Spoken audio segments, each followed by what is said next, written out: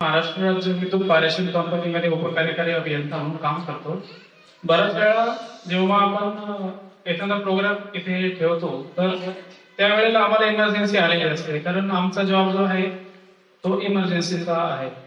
पण बऱ्याच वेळा माझी मिसेस पण पुण्याला जॉब करते आणि मी पण. मॅम, मी जे काही कोऑर्डिनेशन शिवांसोबत ठेवलंय त्याचं जे आउटपुट आहे ते आम्ही शिवांशमध्ये बऱ्याच वेळा बघतो. तो खेळकर आहे, परंतु जेव्हा त्याला आम्ही व्यवस्थित विचारतो की स्कूलमध्ये काय शिकवतात काय नाही, तर तो सर्व गोष्टी आम्हाला व्यवस्थित सांगत असतो. आणि बऱ्याच वेळा मुलांना त्याचे फ्रेंड सर्कल वगैरे या गोष्टींचा पण कुठली उणीव भासू नये. त्याचं जेव्हा म्हणजे सिनियर केजीला तो ट्रान्सफर झाला, त्याचे जुने फ्रेंड्स वेगळ्या क्लासमध्ये गेले. तर टीचर्सला मी विचारलं होतं, पण नंतर काही दिवसांनी त्याची एवढी छान फ्रेंडशिप इथे मुलांसोबत झाली, तर त्यामागे टीचर्सचा खूप मोठा हात असतो की मुलांमध्ये कोऑर्डिनेशन व्यवस्थित असावं वगैरे सर्व.